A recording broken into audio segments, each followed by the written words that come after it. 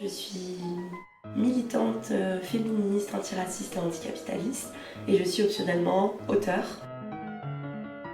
L'écriture de ces livres, ça m'a permis de rencontrer énormément de monde. J'ai été amenée à rencontrer tout plein de féministes différentes qui se revendiquaient de courants différents et qui m'ont amenée un peu à me questionner sur mon rapport à mon propre féminisme et mon rapport à ma religion. J'ai l'impression que mon vécu, en tant que femme portant le voile depuis près de 15 ans, a toujours été silencié, toujours été mis de côté, jamais écouté ou jamais pris au sérieux.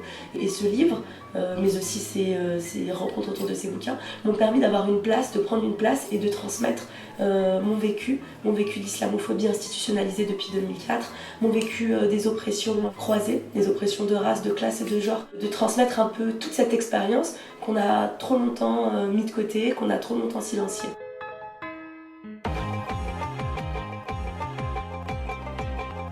Pendant longtemps, je ne me suis pas considérée comme féministe parce que les féministes, c'était ces femmes, pour la plupart blanches et bourgeoises, qui m'excluaient sous prétexte que je portais le voile et que j'avais décidé de disposer de mon corps comme je l'entendais et que cette disposition du corps ne correspondait pas à leur perception de la liberté. Donc pour moi, je ne pouvais pas faire partie d'un groupe qui m'excluait, qui excluait tous mes choix les plus politiques, mes choix les plus personnels, mes convictions les plus profondes. Je dirais que mon féminisme est pro-choix, qu'il se bat pour que n'importe quelle femme puisse faire le choix d'être qui elle a envie d'être, sans aucune injonction, qu'elle soit sur des normes de beauté, sur une religion, sur une sexualité, sur une manière d'être. Et à ce fondement-là, c'est ajouté un certain nombre de pierres, toutes les questions en fait qui soulèvent des oppressions dans cette société et qui mettent en place un dominant et un dominé.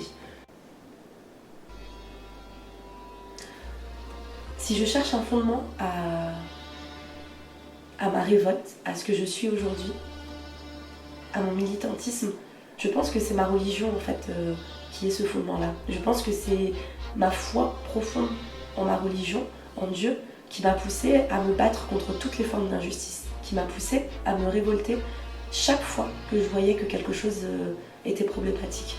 Et c'est ma religion, avec les enseignements des grandes femmes et des grands hommes de l'islam, qui m'a donné la certitude qu'il fallait en fait se battre, résister et construire un monde meilleur.